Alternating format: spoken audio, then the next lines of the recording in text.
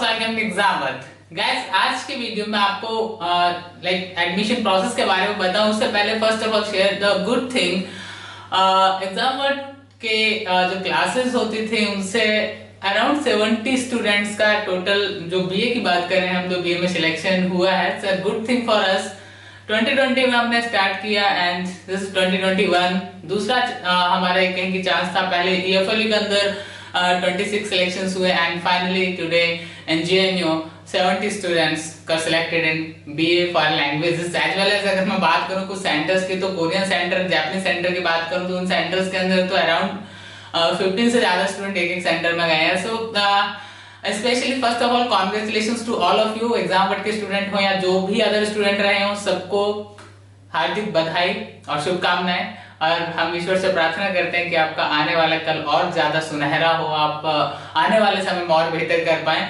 And वो student जिनका selection नहीं हुआ है वो बिल्कुल परेशान ना हो। एक होता है कि थोड़ा बुरा लगता है, सपना टूटता है, लेकिन अगर टूट के फिर से उठ जाए तो वही जिंदगी होती है।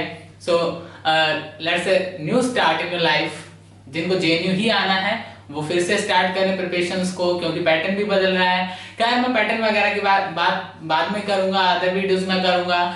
यहाँ आपसे बात करूंगा एडमिशन प्रोसेस को लेके। तो जिनका सिलेक्शन हुआ है, जिन स्टूडेंट्स का, सभी ने अपने रिजल्ट्स देख लिए होंगे। नहीं देखे तो अभी भी चेक कर सकते हैं आप।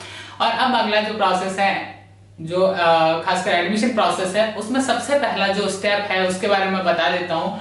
वो है आपका गाइस फीस को लेके। अब जो फी है वो आपको पे करनी है।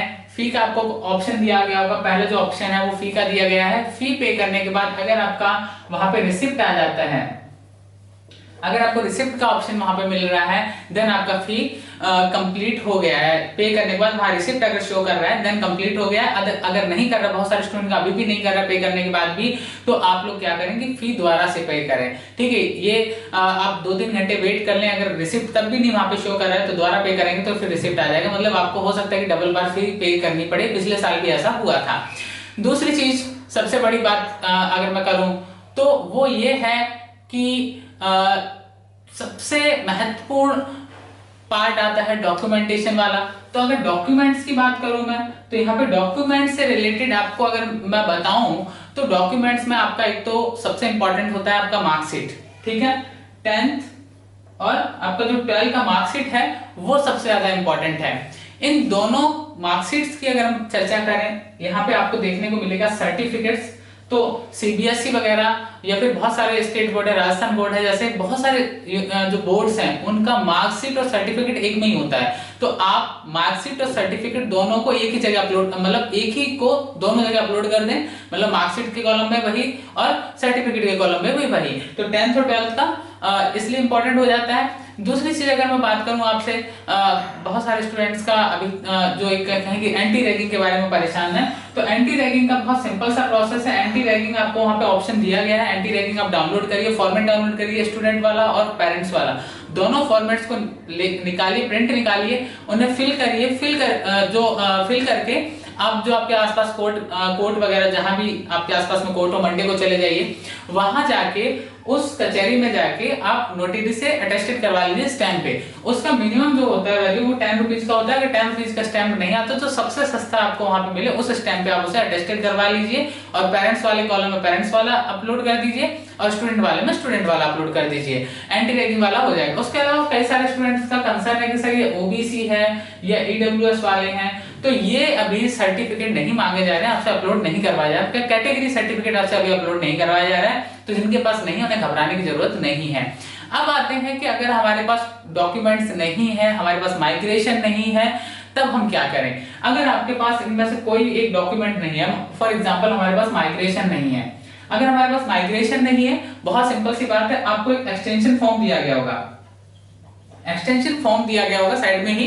एक्सटेंशन फॉर्म को डाउनलोड करिए, डाउनलोड करके उसे भर लीजिए। और भरने के बाद कुछ नहीं करना है, जो डॉक्यूमेंट नहीं है आपके पास उस डॉक्यूमेंट के स्पेस पे उसको अपलोड कर दीजिए।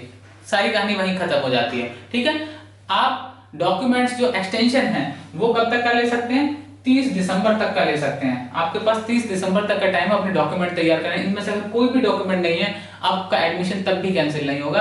आप एक्सटेंशन डाल दीजिए, टेंशन फ्री हो जाइए, ठीक है। एक्सटेंशन में आप मैक्सिमम टू मैक्सिमम डेट लीजिए। आप अगर 30 दिसंबर तक दे सकते हैं तो आप 30 दिसंबर की डेट डालिए, उसमें ये मत डालिए कि दोस्त में आगे 15 दिसंबर डाल दिया, नहीं, बिल्कुल नहीं डालना है। वैसे भी आपको कोई भी और हेल्प चाहिए, हमारे कॉन्टेक्ट नंबर्स नीचे दिए गए हैं ऑलरेडी। जो कॉन्टेक्ट नंबर्स पे आप कॉल कर सकते हैं, स्टूडेंट बहुत कंटिन्यू कॉल कर भी रहे हैं। एंड सबसे इंपॉर्टेंट थिंग है कि डॉक्यूमेंटेशन में कोई भी मिस्टेक नहीं करना है आपको। अगर कोई भी लग रहा है कि प्रॉब्लम आ रहा है, कॉल करिए, आपके कॉल का आपको जवाब भी दिया जाएगा और कुछ चीजें समझा भी दी जाएंगी, ठीक है। बस गलती नहीं करनी है, क्योंकि आपको जो एक ऑप्शन मिला है, एक ड्रीम यूनिवर्सिटी है जेएनयू, लाखों स्टूडेंट्स की, उस ड्रीम, वो आपका ड्रीम कहीं की सक्सेस हो गया है, सफल हो गया है, साकार हो गया है। तो जिनका साकार हुआ है, मैं चाहूंगा कि आप कोई गलती ना करें। And again congratulations to all of you. Documentation से रिलेटेड कोई भी मिस्टेक नहीं करना है। यहाँ डॉक्यूमेंट सबमिट करने के बाद आपको एक, जब सबमिट करेंगे वहां पे, हाँ एक और बता दूं आपको, हॉस्टल के लिए उसने मांगा है, डोमिसाइल मांगा होगा, पासपोर्ट मांगा होगा और इलेक्ट्रिक बिल मांगा होगा। इलेक्ट्रिक बिल अगर आपके पास नहीं है, उसकी जगह कुछ भी अपलोड कर लिया, आप अपना आधार कार्ड अपलोड कर दीजिए, उसका वैल्यू वो केवल दिल्ली वालों के लिए होता है, तो उसको आप ध्यान में रखिएगा। और साथ ही साथ अगर मैं बात करूं आपसे, जो फाइनल सबमिशन है, उसके बाद आपको व्यू डॉक्यूमेंट का एक ऑप्शन दिखाई देगा। उसके बाद आपका जो नेक्स्ट स्टेप होगा वो होगा प्री एनरोलमेंट, ठीक है। आपका जो प्री एनरोलमेंट वाला पार्ट है उसको आप लोग अच्छे से देख लीजिएगा।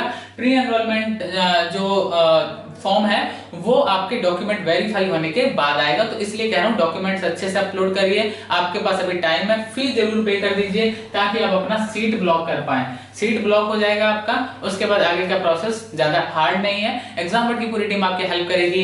And again congratulations to all student जिन्होंने एग्जाम बोर्ड से क्लासेस लिए एंड सिलेक्शंस भी हुए उनके, एंड बहुत जल्दी उनकी सक्सेस स्टोरीज भी आपके सामने होंगी। एंड कोई भी स्टूडेंट किसी भी तरह का हेल्प चाहता है, कॉल अस, और नंबर आपको डिस्क्रिप्शन में दिए गए हैं, और team will help you. And thank you very much. And again congratulations to all selected students in JNU BA 2021 and JNU BSc MSc Ayurveda biology वाले भी शुभकामनाएं ले ही लीजिए। Thank you very much.